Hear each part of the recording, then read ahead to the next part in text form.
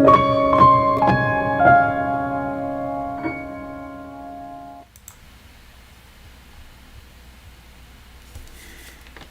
hello, hello.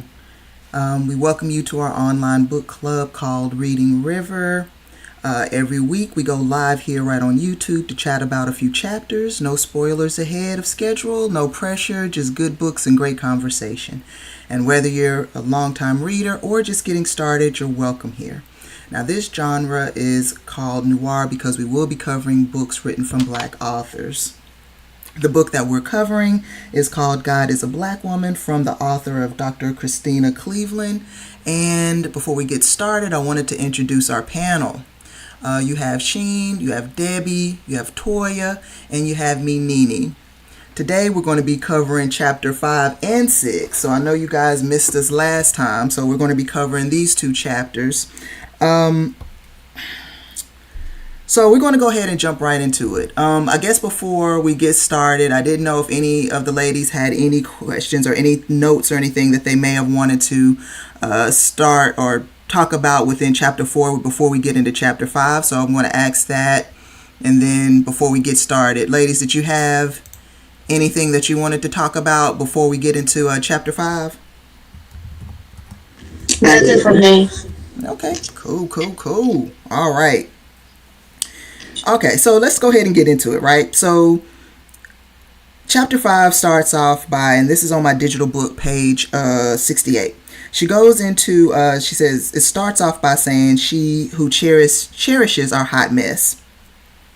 So in chapter 5, it sounds like Dr. Chris is attempting to accomplish this walking pilgrimage to visit these Black Madonnas in France.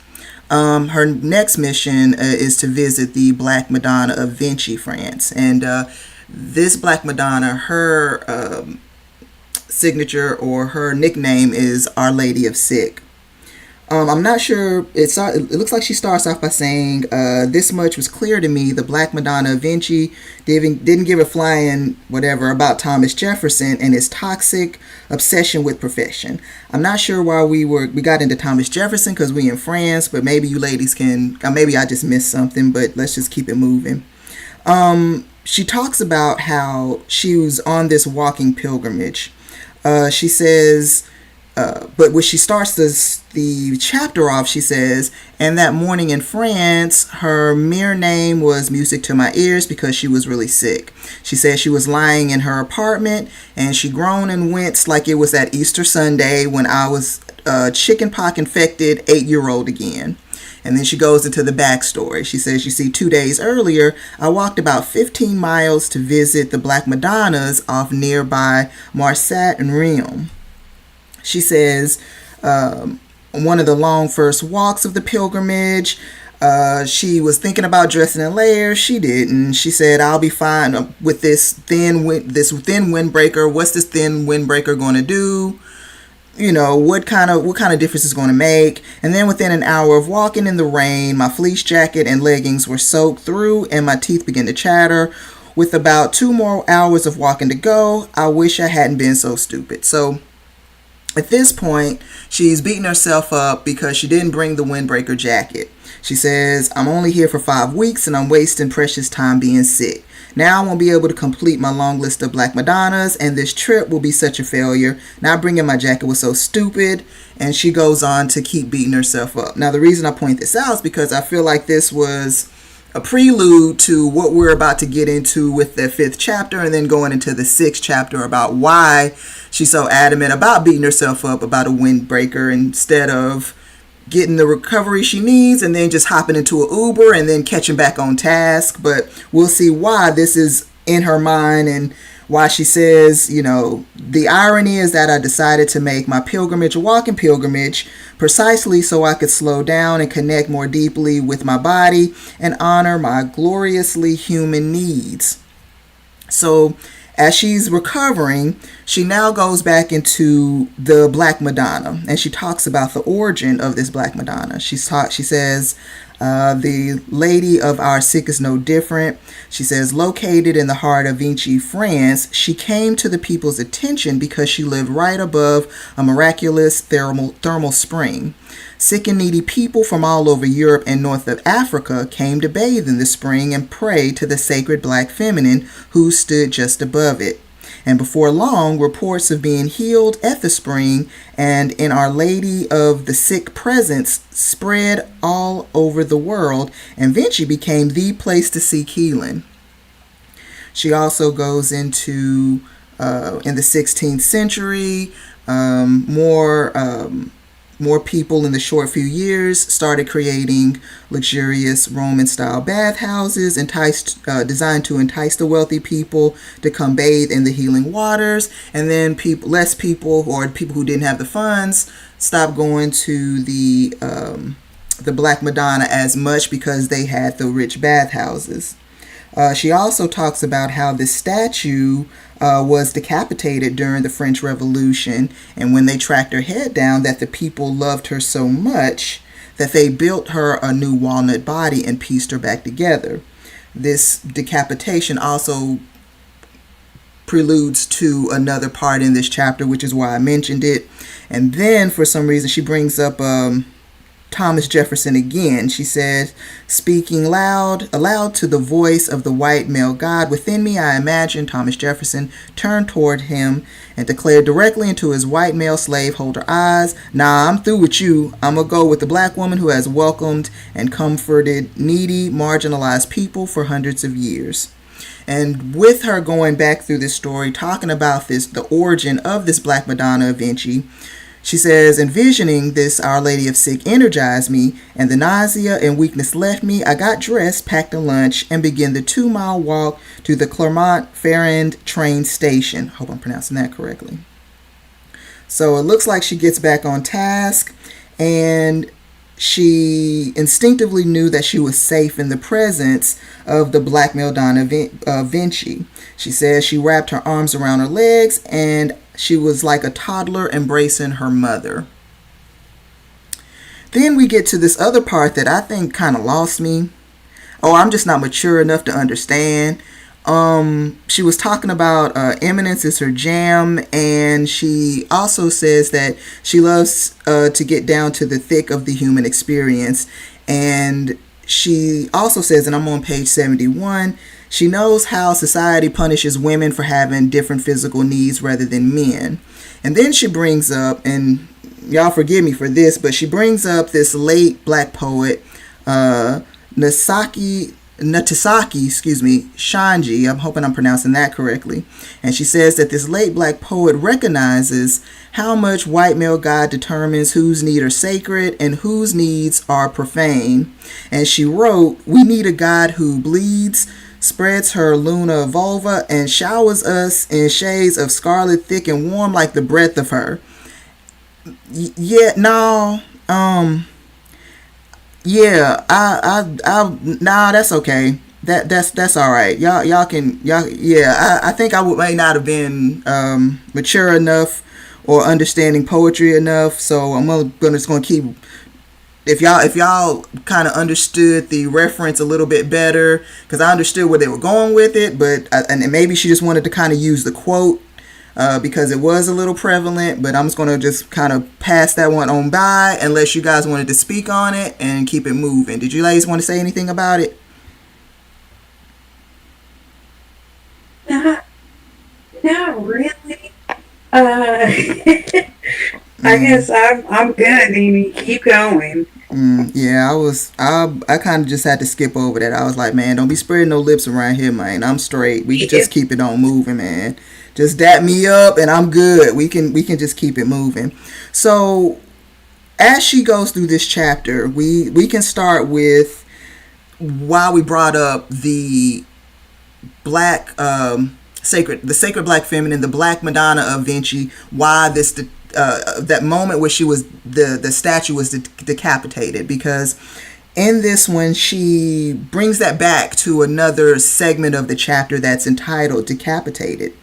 And this where she talks more about her dad, and And I'll read this one starting on that page 73. She says, "The ultimate daddy's girl, I craved time with him. And since he was a busy bivocational minister, helping him was the best way to be with him. That's why the summer I graduated kindergarten, I was up before dawn helping him staple some papers for his side hustle, teaching workers' compensation classes in the evenings.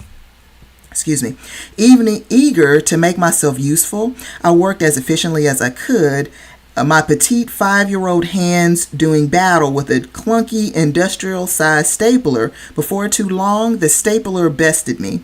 Sinking a staple deep into my thumb, I yelled and saw the thumb swell. Tears forming in my eyes, I frantically looked around for my dad to help me, but he was nowhere to be found. I guess he had temporarily left the room. Panicked and in agony, I did the best thing I could think of. I unlocked the front door, ran outside into the early dawn light, sprinted toward Lillian's house. Lillian was a friendly neighborhood mom, warm and caring. She ran an in-home daycare and seemed to have an answer for every dilemma and remedy for every ailment. I knew Lillian could help me, and if I could just get to her. So I ran, bare feet, thumping the cement sidewalk, my ruffled nightie blowing in the morning breeze, my other hand cradling my throbbing thumb as I crossed 4 streets to get to Lillian's house." And I'm reading this, and I'm like, so many questions. So, one, I think the part that is gearing me up for the rest of this chapter is when she was talking about how she wanted... The best way to be with her dad was by helping him. And it made me think of a lot of other kids, or grown-ups now, who will say that as a kid, that's what they know they did to get their parents' attention. Like sometimes you hear like a lot of comedians, they may say it, or the dancers or singers, and they said they got the attention from their parents or people around by singing or dancing or making their parents laugh or something like that. And I think that's what I thought of first because, I think I heard even Will Smith even talk about it, how that's how he wanted or tried to gain attention by talking about, this, and when he was funny, his parents, his mom or whatever, listened to him, liked him, and he got attention from it. And I don't know, it kind of sucks when it feels, as when you grow up and hopefully you realize it, but it sucks when like kids, they feel like they can only be around you if they're doing something for you or if they're helping you to make you laugh. And I think that part kind of stuck out to me, but it makes sense with what we learned about the father, and that this was kind of her go-to. And I didn't know if that kind of stuck out for everybody else, or if you guys had anything to say about that part. The issue I had with that portion of the book is that chapter, rather, is the fact that I get it. Just like you said, we all do things to crave our parents' attention. But in the midst of you helping him, you're trying to gain his attention, but he's still up and leaves you to the point where you can't even instead of you running to him because you injured yourself, you decide to run out of the house bare feet in your nightgown to a neighbor's house. Again, this is ringing volumes to me on this household and the dynamics of it. Is so strict that you, as a 5-6-year-old, can't even go to your father in pain. Right. You choose to go somewhere else. I absolutely agree. And then my other thought was, this is dawn. You know what I mean? Like, this wasn't like 6 p.m. Saturday. Like, exactly. Why couldn't she find him? She knew how to get around in her house. Where was the mom? Why can't she find anybody? This is dawn. It's like the sun isn't up, Like, where is everybody? And like you said, Debbie, her first instinct was to run 4 streets over. It's just... Yes. Like, I don't understand. I don't understand. And again, I guess, this too adds to her seeking of someone that she could look up to. Right. Right. So It's, I don't know. I guess I'm still just wondering what does this have to do with? Her journey. Yes, exactly. Because up until this Yeah. point, within this chapter, I'm not connecting the dots. Yeah, but I think it touched on it, and I don't know if we've gotten there yet. Right. It's basically leading us up to how I guess we as black women have always been taught to live with our pain, Thanks. Yeah. that's a good point. and we've always been taught we deal with our pain in our own way. I don't know. That's a good point. Yeah, I agree. I think she just the way she's leading into it, maybe a little slow pace. I think in that, but I think to what she was asking, I guess for me trying to connect the dots is just she's giving us like I guess like the relevancy like of her child, just like her thinking. So like already at that age, like how her mindset is being, I guess formulated or like how like I mean at that age. So I mean, which I guess for everybody it's like that. Whatever your household was at that age definitely was helping create your foundation of your belief of everything. Or at that period of time, I think what grade she was in. So I think she's putting that. I mean, maybe in there as far as for us to help us understand her mindset at that age and like some of the factors to contributing to that. That's a good point. That's a good point. Like giving us the trailer before the movie, or giving us the first part of the movie, rather. That's a good point. Good points, ladies. And to Debbie's point, she also goes into talking about on page 74, and to cope with white male God's world, I learned to handle my needs by silencing them. And in order to do that, in essence, I severed my head from the body, which gives that decapitated. So go back to that. And she says, no pain, no need, I told myself. And if I just learned to ignore my pain, I wouldn't have any need. And I wouldn't be disappointed when no one nurtures me. So that was a good point that you bring up, Toya and Debbie, about how as black women, a lot of times, there's not anyone really there. It's us. And if it's not us, then we gotta have to figure it out, deal with it, move forward.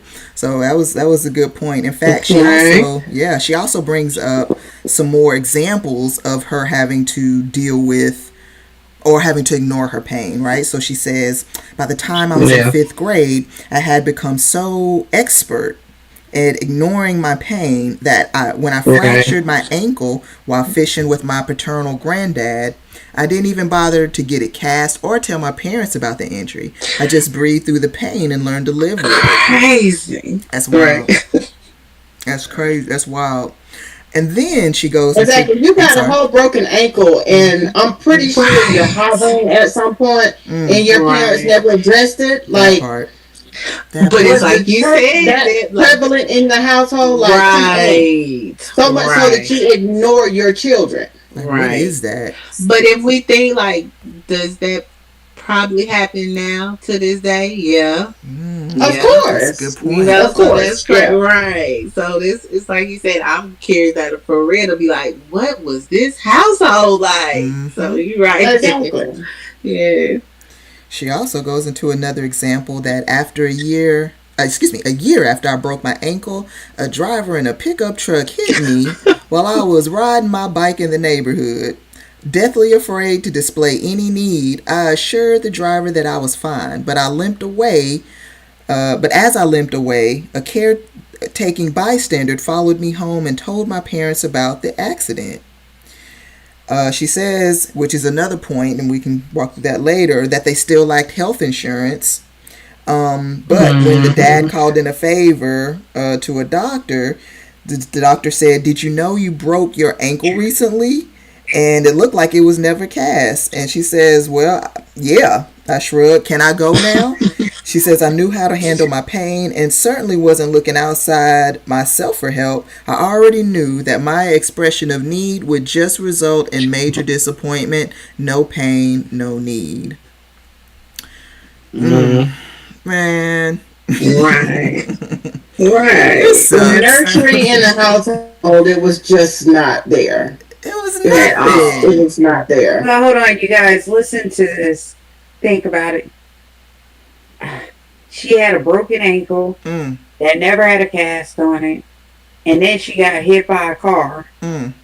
Is Dr. Chris indestructible or something? Or is Is she she a Marvel? Is she an X-Man? Yeah, is she an It's not X-Men? 9 lives. For sure. Because what is happening right now? For For real.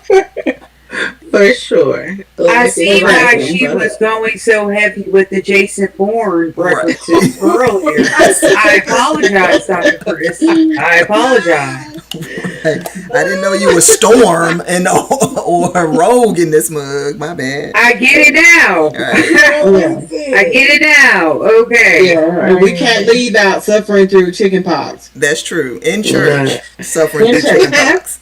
In your Easter attire. In Easter attire. But that also showed me the fear. I was like, man, she Yes, has it's a good scared. point. Yes. Like, that's just not no. I'm Yes. gonna say that's like, dang. That's a good It's- point. you saying that, Toya, makes me. You're You right. know what? The fear great was there because now I've stapled myself. Right. Although I'm helping my daddy, I Right. stapled myself. But because I'm going to he's probably going to get the stick. Mm. I'm going to run to the neighbor's house. There you go. I totally forgot about that. Thank you. That's Bring a that great back. point. Great point, Toya. Because you're absolutely right. It feels like there's Yes. more than just ignoring the pain. It was not wanting to get in trouble or feeling like she was going to get in trouble. So she chose abandonment. You know what I mean? Like, man, that sucks. Yes. Right. Wow. Right. It's an excellent point. How dare you hurt yourself? I can't take myself away from the church. Right. Right. Right. Especially getting hit by a car. What was you doing? Exactly. Was you in the street? What happened? You're not How you- paying attention. Yeah, like what were you doing? Right. You the inconvenience this driver. What happened? Like there's no telling what she thought Yes, would have I happened. got to go to church. I got a sermon to preach. Mm-hmm. Good grief. Good grief. And then you wonder when the doctor said, you know, did you know you broke your ankle recently? What kind of conversation was that around there? Like when she got in the car, did they ask what happened? Like what happened? You know, what was the conversation? Or did they just go, and then ask the doctor to fix her up? Like what was that? What was going on? Oh, I tell you. it doesn't sound good though. But she goes into saying that silencing my physical pain was an on-ramp to silencing my emotional pain. Because, of course, you know, one thing trickles to the other. And she says the deep pain behind my physical injuries were emotional ones. The danger and abandonment I felt in my own home. The paralyzing fear I experienced when I realized we lacked health care or other social safety nets. And the terror that no one, not even God, was coming to help me. I coped with this emotional pain by ignoring it, and before long, the distance between my head and body became so great that I couldn't recognize my emotional pain. And like my father before me, I had no pain and I needed nothing. And in the end, I did become just like him. So then she goes into talking about more of the Lady of Sick and how she says, and the piecing back together begins by accepting that she loves our decapitated humanity as is, meaning that this is a deity that welcomes the sick, welcomes the broken, welcomes the paralyzing shame, and then she also brings up examples of how the Lady of Six exists most powerful in our collective communities. And on my book, I'm on page 77. She says, in fact, Our Lady of Six exists more powerful in our collective communities. Her matriarchal leadership inspires us to co-create the healing springs we need. We become her when we work together to share and meet needs. Our Lady of the Sick lives on in communities that we see need not as something to be silenced, but rather something to be proclaimed. She talks about how black women have been modeling these matriarchal values for years. For example, black queer women's experiences for house insecurity, rejection, isolation, and condemnation have led them to adopt the revolutionary role of house mothers and reframe and expand the notion of family. The result is an extraordinary web of interdependent, safe, affirming physical and social homes for black queer youth. She also talks about another example is black single mothers who, according to research conducted by psychologist, Bella DePaulo, created such an intricate generative web of relationships that their kids spend significantly more time with caring adults than kids of two-parent families. Two of the most vilified black women in society are most like Our Lady of Sick. She also talks about the friend who introduced her to this matriarchal spiritual community that holds space for her great need. Then she brings up an example, which the reason I'm bringing this up is because this also reminds me of that chapter 1 when we were talking about, how not, I hate to say the word naive, but how naive she was going into a lot of these whiter spaces, not kind of understanding of things that could happen in these wider spaces. But she talks about how while she was engaged in this deep healing work, I was also teaching an overwhelmingly white, theologically conservative group of university students. Many of these students were simply younger versions of the white men on my list that were white male God minions in the making. In fact, one of my racial reconciliation classes, I had 3 white male students whose actions toward me implied that my profession of a vagina disqualified me from being their professor. She said, every single class session, these boys sat in front row and attempted to undermine my authority by talking over me, trying to expose me as unprepared, and firing off scripture passages that suggest that women are not to have any spiritual authority over men. Every single class. But when I was thinking about that, it brings me now to, now that when I'm reading that chapter, and we'll go into chapter 6, it makes sense, right? We'll go into it. We'll cross that bridge. But at the end of this chapter, she talks about, and I'm on page 80, she says, perfection is a figment of white male God's imagination. It isn't real, but the illusion is so powerful that I was convinced my healing journey from white male God's oppression had to be perfect. But my friend's response invited me into the sacred black feminine way. I was invited to relax into her love, which honors our need and celebrates our imperfection.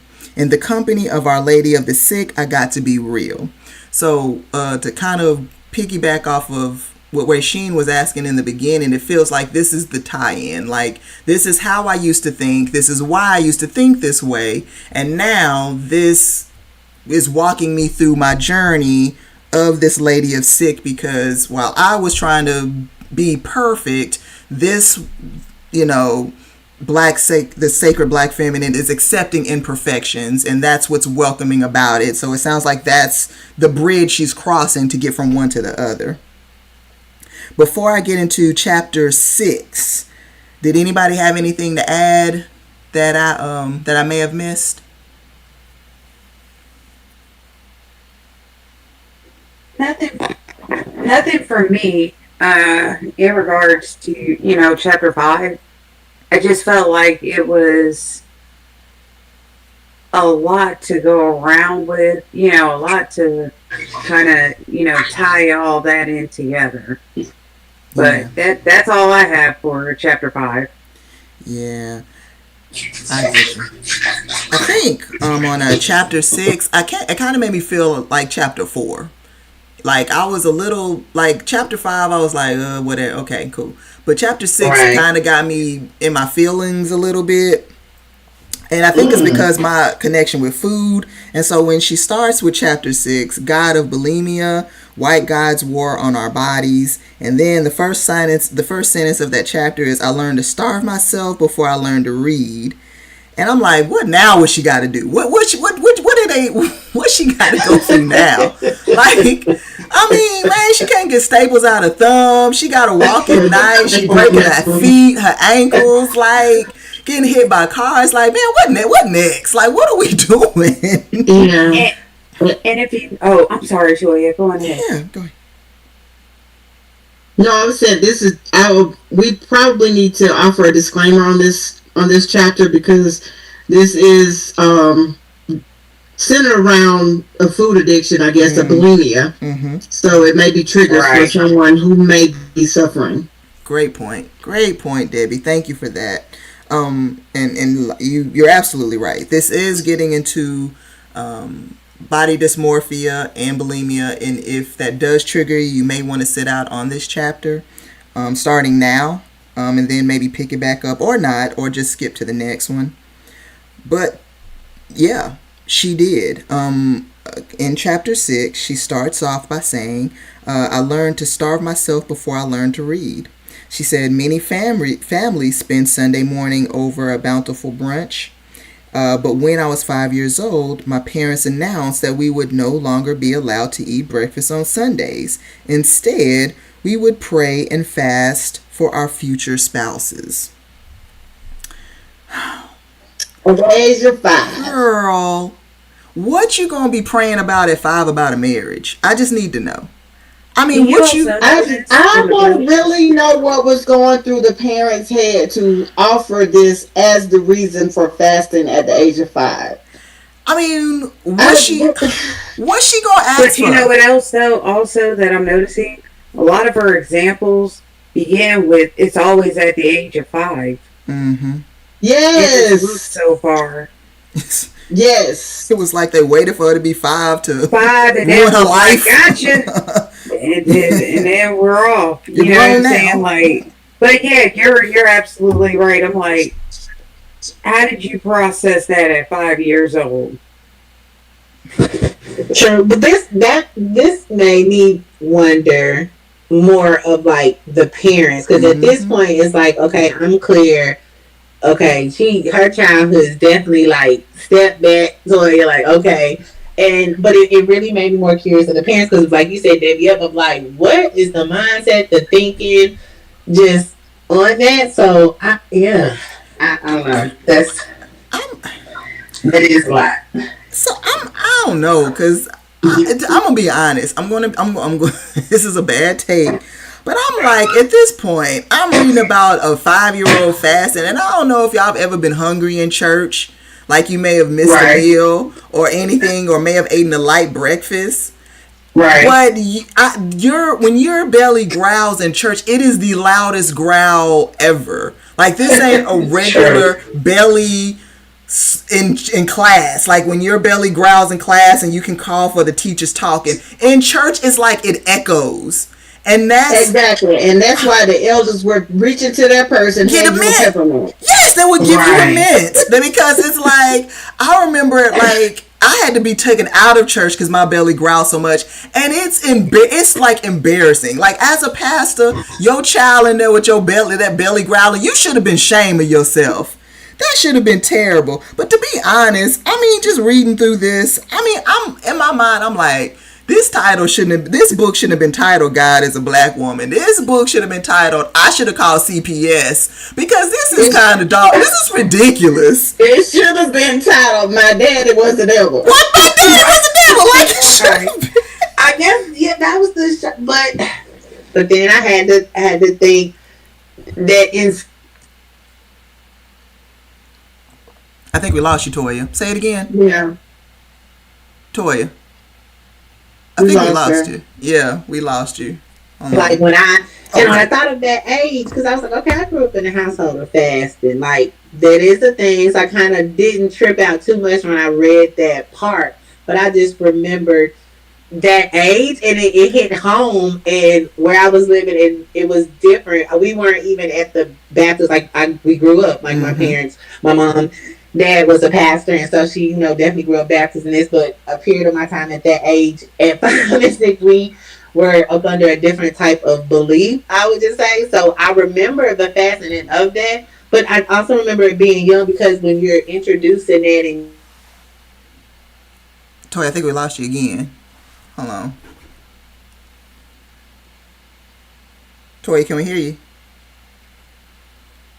say what? Like, see, Toya, can you hear me? Totally lost you. Yeah, we lost you. You're going in and out. Yeah. Yeah, you're going in and out. Can you say what you said last? I'm sorry. oh, I'm sorry. You're fine. Sorry. No. You sorry. You were talking about that. Actually, it's a great point because you were saying that you was experiencing, like having to fast for like a small period of time, in your own life. Oh, I'm sorry. No, yes. you're fine. Oh, I was sharing my experience. Did y'all hear that part? That I was saying like at first about the fast, and I wasn't too surprised about that. Mm-hmm. I guess or shocked, but it was about her being so young that like they really made her stick to it when she sometimes would be hungry.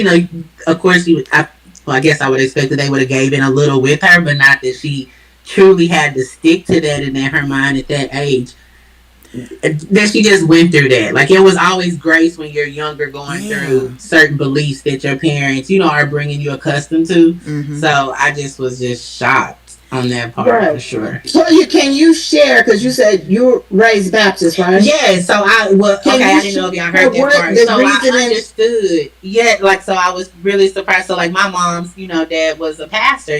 Baptist had his, from the church in his house, like real Trinity like, Baptist. Mm-hmm. Yeah, it's true. So, and I guess he preached like in all kind of different, but that's just how I grew up. But when we lived, I guess we were living in Georgia basically, and around that age, we weren't in a part of that anymore. It was like called the Hebrew Israelites, so like a nation of Islam, but like a little different with different, but the same kind of concept for just to kind of give a brief and go into that. So it was just different, like the way I dressed, but like we studied, Hebrew and learning how to write Hebrew. It was just a different belief, and women had their place, and it was a totally different, thing. So, but more on like the Muslim side of it, but it wasn't, you weren't Muslim. It was just called like the Nation of Islam. So, in that part, but so just experiencing that and going through like the fasting and believing in that, like I got it. But we also as kids, because I was around that age when that change took for me. So it was just, I just remember when times like, okay, we couldn't go through the fasting or just whatever that process and custom was. It was always grace for the kids. So it just, that stood out to me of like, man, I get if that's how whatever's making her parents be and trying to, pour into her their beliefs and how they want her to be, that she's not giving no grace as a child. Yeah. Do you remember being told the reasoning behind the fasting? And when the prayers existed, like what was the prayer for? Was it specifically for we're gonna pray for your spouse? So it definitely was not. Yeah, it definitely was not that. It truly was on your relationship with God, but of course they. I'm just God, but Allah, and then the different process that as far as the different beliefs, like, they didn't believe that Jesus was God's son. He was just a prophet as far as what the part that I was in. Gotcha. Okay. So, so it wasn't nothing about a husband and marrying and that. It was just a lot of like, you just want to be, make sure you basically make it to the other side, that you are always aligned with God. This is, what you're supposed to believe. This is the right way. So it wasn't what she was talking like. No, it wasn't to that extent, I would say. It's funny when you were saying that. I looked it up on because I remember like fasting on like Saturdays, but it wasn't like in church. It was like because like they were saying the Sabbath was a Saturday, but I was fully grown, so I was like out of school and everything when I used to fast, and it was horrible. It was the worst thing, but it was like all day, and you were useless for that day. But I was looking up. I had to go to sleep because other than that, I was no good to nobody. But I was the reason I bring that up to ask. I was looking at like ChatGPT and was like, is fasting for children, because when you were talking about how people gave children grace when they did fast, and they were saying that even when it was like a religious fast, it was a different kind of fast for children. For example, Right. if they got maybe smoothies, vegetables, fruits, Right. they just may not have eaten meat or something like that. Do you remember when you were saying that you were given grace as a child? Do you remember any of those things, or did they kind of, did when they said that they gave you grace, what did that mean? If you remember, because I know that was a long time ago. Can you hear me? Yeah, I can hear you now. Yeah, you were definitely told like the same belief, the reason, and what this means. You're getting closer, to Allah and that. But it was, those type of things, like where we might have ate, this for breakfast, like fruit, as opposed to what you normally did, or like you said, we didn't eat meat anyway, so it was just, maybe no desserts that week. So so it was those type of things, absolutely. No, thank you for sharing that. Yes, thanks for sharing. That was an eye opener. Yeah. And it actually brings me to Debbie's point of, wait, I can't remember who said it. I can't remember if you said it, Tori. One of you ladies said it. Like, why did they have the parents doing that? And it looks like on that same page, at page 81, it said they believed that if, when they were younger, being the parents, when they were younger, they had spent more time praying and fasting for a good marriage, they could have avoided their current relational pain. And so, right. So now it got me thinking, like, so y'all were unhappy and y'all gonna punish everybody. Right, exactly. They inflicted the children with their downsides, their downfalls. I'm like, man, they have been punishing her up until this point. Right. And like, I'm in church with the chicken pox. Right. I've been hit by a truck and couldn't tell nobody. You're right. You know what I'm saying? What else? What else do you have for me? Oh yeah, you sent me to a school where they called me the N-word. I mean, like, yeah. I mean, it's all written up. That they're not happy. Right. And this is all by the age of 5. This child was traumatized by 5. Right. Yeah. Like this. CPS. I see the name of the book. But then, and it's not funny. I'm not laughing because it's funny. It's not, Dr. Chris. We can't give you a hug. Right. It's jarring. It's like, jarring to say the least. Breaks for you reading this journey. Yeah. And we're happy that, and we'll stop here. But I'm happy that you found your journey. I really am, because seeing where you came from, I mean, for real, sis, like, we with you for real. It also, so to go back though, she says that, and it sounds like the mom reminded us the importance of fasting and praying, so God would keep us for and from our mates until the appointed time. According to her white male God-derived spiritual equation, if you wanted to prove that you are worthy of good things like love and happiness of a healthy marriage, you must starve and pray and starve. But then she brings up a poet, and I hope I don't mispronounce her name, but it looks like Noire. I don't think I spelled that name, so we're going to call her Miss Wahid. It says, Miss Wahid reminds us that mothers are humans who sometimes give birth to their pain instead of children. That was a good one. That quote was needed. I like that quote in there. That brought a lot around, and it gave a lot of dimension to this mother who was making her children fast. Wrong, I don't like it still, but at least gave her texture and perspective by that. And I'll read that quote again. She says, mothers who are humans who sometimes give birth to their pain instead of children. So then she goes, she starts into starving for love. And now she's tying, so, because again, it sounds like there's nobody to really talk to about these feelings of why we're doing this, why I feel this way, is this wrong to feel this way. So it sounds like a lot of these things she's just trying to like compilate together and try to make sense of it. And then the fact that she's young there's a lot of things happening. So she on page 82, she says, the fact that the starving was tied to love, desirability in marriage sucked the life out of me. Though I was only 5 years old, I definitely understood what a spouse was. And besides the fact that mommy and daddy were spouses to each other, I had already learned that I should want a spouse and that I needed to be beautiful in order for a spouse to want me. I'm hearing somebody doing something in the background. You may want to pause for now. Oh, okay, cool. So then she talks about each Sunday after church that she blew off steam by racing the boys in the church parking lot.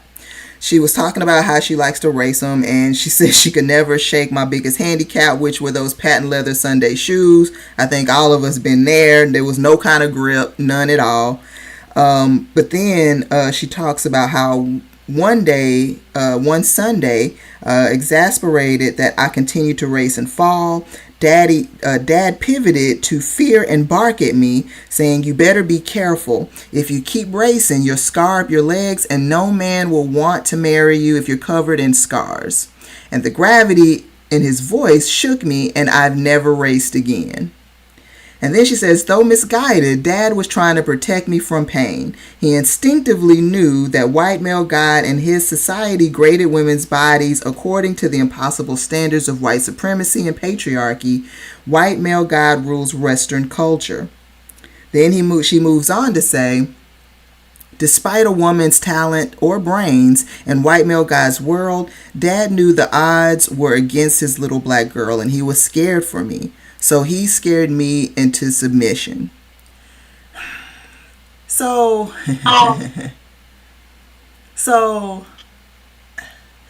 think the part that kind of eggs me, and I'm not sure as the reader what I'm supposed to do in this case, but as the reader, and I'm reading this, I know I get that these like are your parents, and I promise you I'm not trying to trash your parents, but I'm like the part that's like and I'm just trying to sit with is that I get that you're not going to say bad things about your folks, you know. I don't know, but I'm just like, while like everything can't be under the umbrella of white male God, right? No, because at this point it's under your daddy, and he's the devil. He's the black devil, right? And I'm like, I am searching hard to find the good in him outside of being. He birthed her. Well, he didn't birth her. Like she's a product of him. Mm-hmm. But he is awful as a person. From what I'm gathering in this book, he is awful as a person, and more or less very a horrible father. It's bad, and that's horrible father. And they say that's a girl's first love. And I hate that this is the first love, you know? And I'm like, two things can be true. While I do understand that religion heavily impacts a person, or heavily influences a person or family, two things can be true. That can be true, and your parents are trash. Like, I'm sorry, like, two things can be true. Like, and it's kind of hard. I say kind of being just, you know, facetious, but it's hard reading it because you're like, man, your daddy, man, these folks are not cool at all. This is pretty bad, and I'm saying pretty bad, but I mean, like, this is bad. Like, your daddy may be the devil. I don't know. I'm with you, D. I'm with you. It is. It's kind of like I can't even really focus on her journey, and because I'm strictly focusing on what she's giving us, and what she's giving us, her childhood was horrible. It was horrible. Right. I just, with even all of her accolades, she's still not happy, and that's because of her childhood. Yeah. And I'm wondering, at what point are we going to get to that in this book, if we ever even get to that, for her to say, my traumas were based off of my upbringing by my parents. I'm waiting for that it has nothing to do with spirituality or how you were raised and in your faith. It's basically based off of your upbringing and how they treated you. And then she moves on to this other point that I'm going to piggyback off of later. But she says, interestingly, we didn't fast and pray for anything other than marriage. And by putting marriage on a pedestal, my parents taught me that my main objective in life was to please God by pleasing men. We already know this is a slippery slope. We already see that. But then she goes into talking about beauty standards. I'm moving on to page 86, where she states, by explicitly attaching moral behavior to perceptions of black female beauty. She says the 17th century European society made it plain where black female beauty is inferior to white female beauty because black women are morally inferior to white women.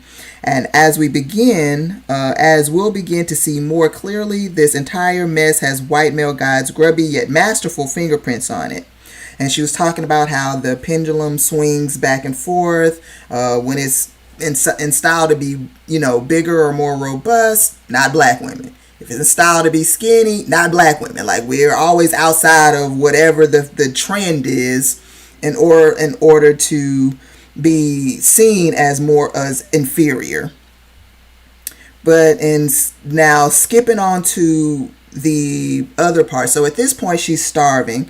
Now we're going to get to what she was trying to do to remedy that. But of course, as a kid and you're trying to, I guess, solve and heal yourself, things can kind of go awry because there's nobody to kind of walk you through everything. And so this starts as the next segment of this chapter is the bread of salvation.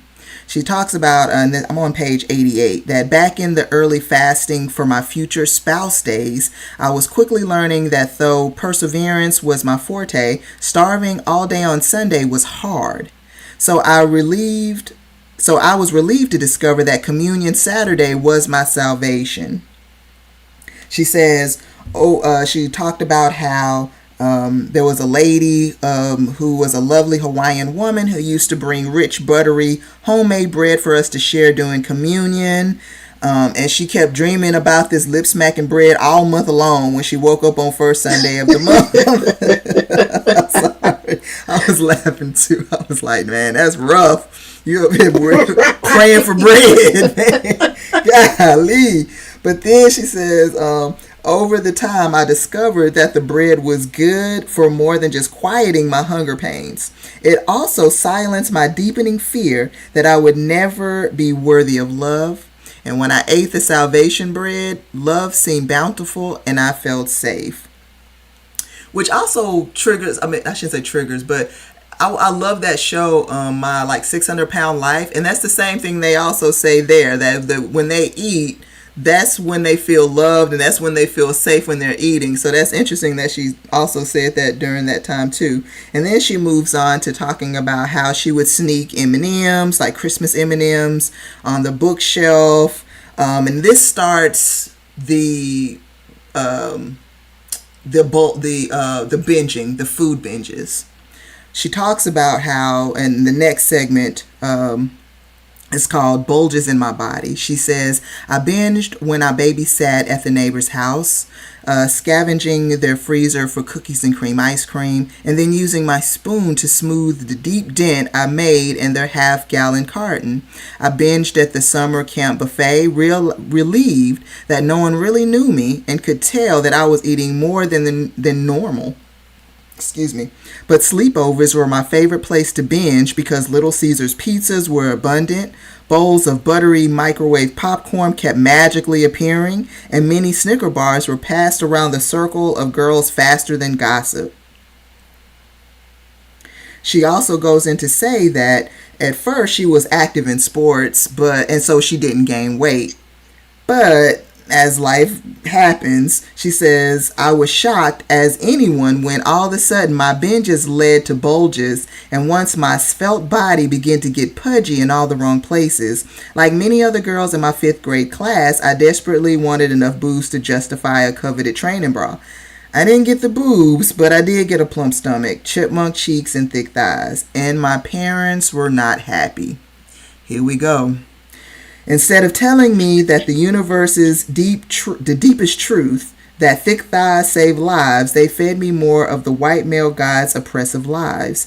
And what felt like deja vu flashback to our conversation about my skin knees, Dad set me down and told me I needed to lose weight because no man would want to marry me if I was fat. Then he enlisted reinforcements to affirm his message. A few weeks later, in the privacy of his church office, my great uncle Elmer, the family patriarch, groped her behind and told me that if it got any bigger, no man would want me. And later that year, during a public church service, a self-appointed prophet grabbed the mic, picked me out in the crowd, called me up to the front of the church, and prophesied that God was displeased with me because I was too fat. White male God always covers his bases, and I received the message loud and clear. I needed to do more and be better in order to be acceptable. I'm about to and throw that this was whole not the book. white male God. That had nothing to do with white. My male God was no way. Exactly. That had nothing to do with the white male God. That came from black men that were close to you or around you. Are we stated this? Are we really gonna not talk about the uncle groping her behind? Are we really not gonna talk about that? I wasn't gonna say anything, but let's just get back to it.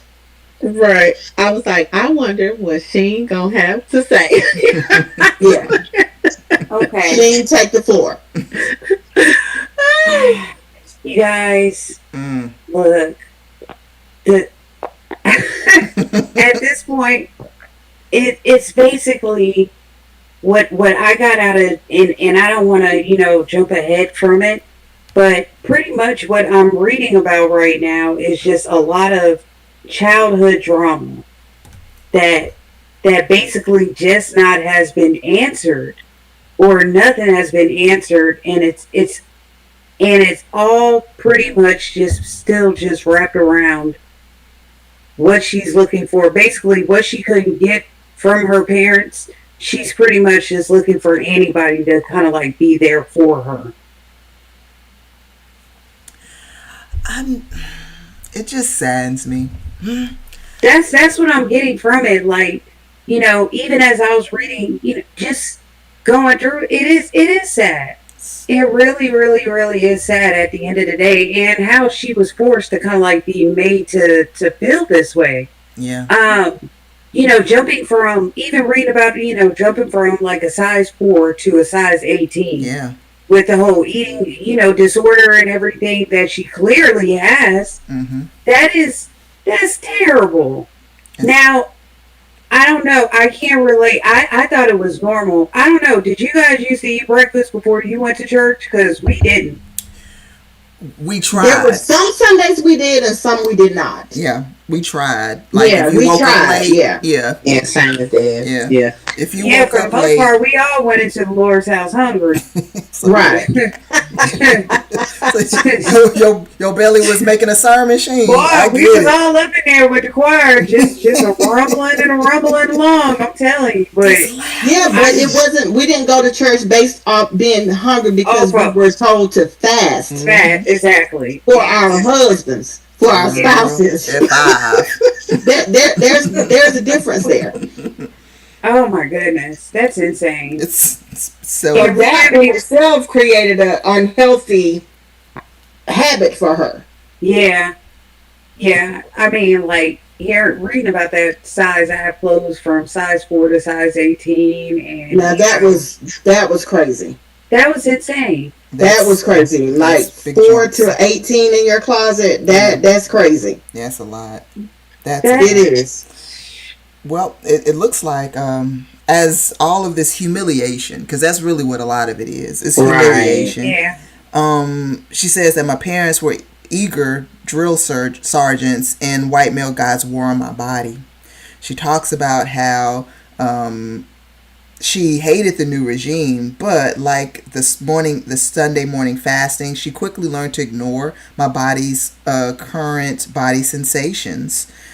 She started even exercising as she's going through these fasts. good grief. And then she talks about how her parents didn't even have to even tell her anymore. She forced herself to exercise and starve.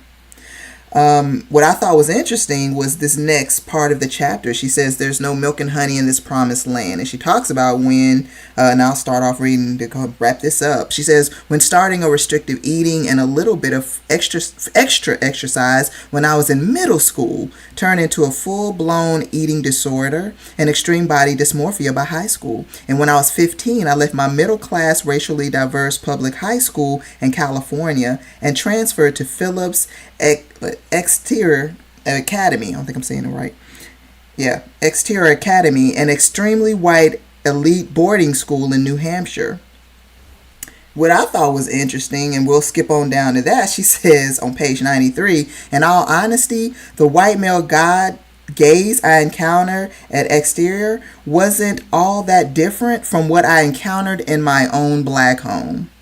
At home, I learned that more people approximated white patriarchy standards of beauty, for example, skeletal body size, lighter skin tone, and chemically straightened hair, the more affirmation they would receive from dad.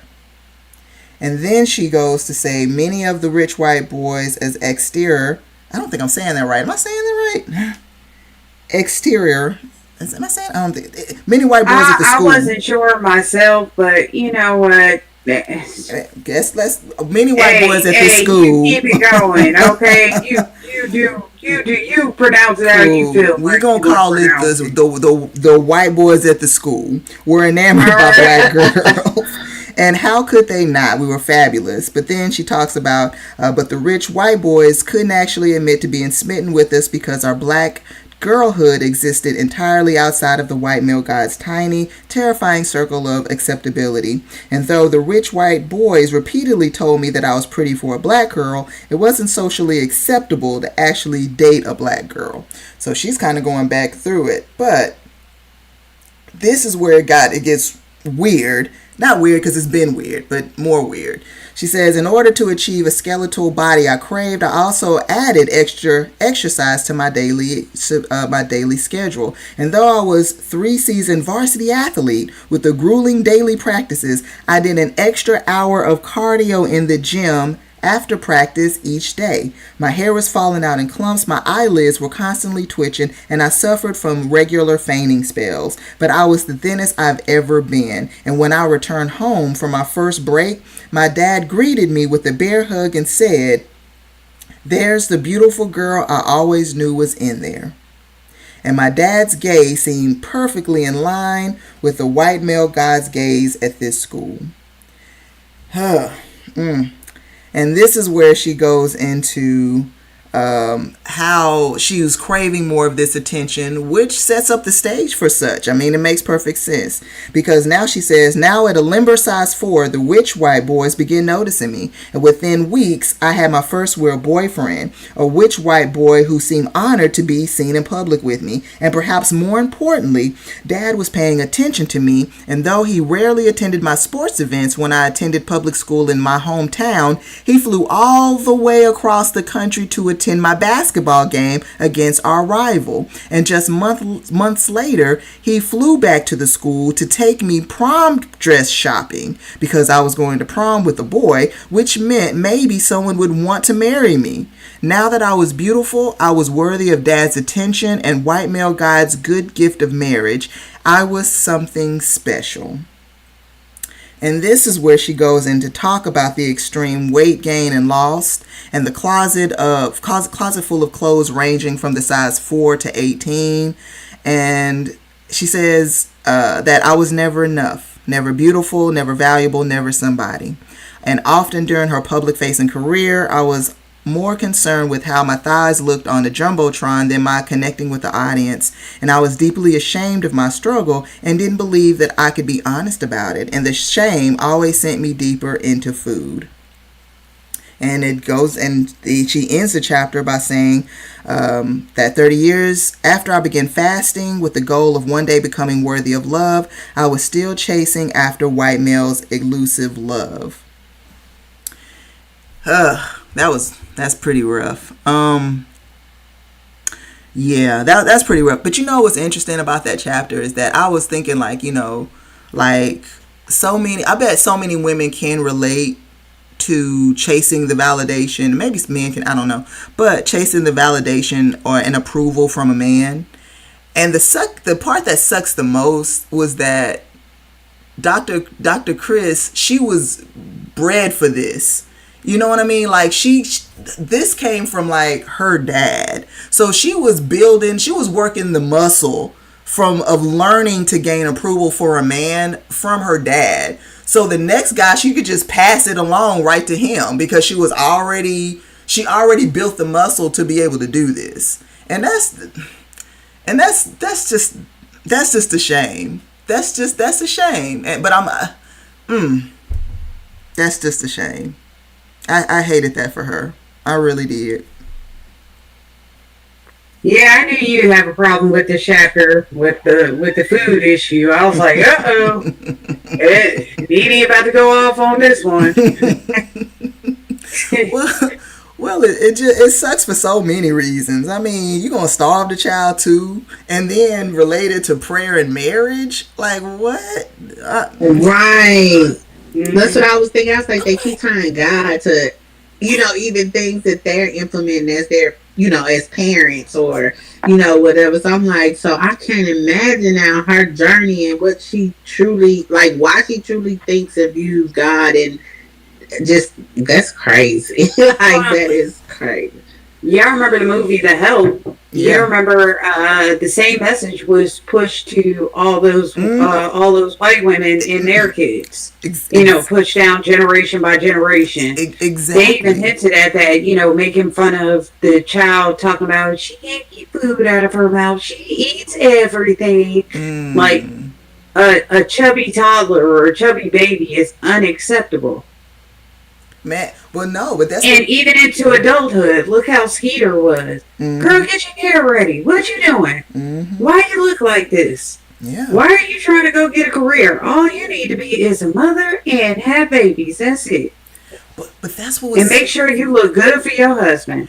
But that's why I was saying it felt so relatable with women, because this isn't something that just happened to Dr. Chris. Like, this was perpetuated throughout society. Like, right. You supposed to be, you pleasing God is pleasing a man. You know what I mean? Like, they were raising Dr. Chris and other women to just I don't even know how a better way to say it, to be a pick-me in training. Like, this was basically, right. She was setting the stage up to be a pick-me in training. Because what else would you call it? What else would you call it? You can't even run, because if you scrape your knee, no man will want you. You can't have a snack, because if you eat a snack, no man will want you. You got your uncle groping you, talking about if you get bigger, nobody will want you. And it's like it all comes to this value of this hypothetical man that we don't even know. Right. Like, what man? What man? So, but then the other thing that made me was like, was when we were talking about, like, in the first chapter, like, why would, like, she kept being put in these white spaces. Like, did you think that her father wanted her? The reason why she even went to this school, I think what the high school or middle school, where it was more predominantly white, and that he was loving up on her, giving her more attention, was that she ended up with maybe, you know what I mean? Like, end up with a white guy? You know what I mean? Because it seemed like that was his chase, not hers. I don't know. I agree with that. I had a thought about that as well. And I just feel like the whole time that they were taking her or removing the children from black communities and placing them in white spaces is because they felt like they could not be a success if they were not around predominantly white people, and white people were success. I hear you. Well, that was rough. Next week we are going to try to knock out the chapter 7 and 8. Y'all wish me well, because I'm a slow reader. The 7th chapter is entitled She whose thick thighs save lives. So hopefully this is going to be like a turning point, because we kind of climbed a lot of mountains for this one. So before we wrap up, did anybody have anything that they wanted to say before we end? Like you, Nene, I just hope that we now get closer, to kind of like hearing about the journey itself. You know what I'm saying? And the impact it's actually had on her. But interesting to see where chapter 7 and chapter 8 will go. Cool. Well, Right. well, ladies, once again, I appreciate you hanging in there with me. Appreciate the journey. We're going to go ahead and wrap up everything. Thank everybody for listening, and you guys have a great night. You too. Bye. Have a good night.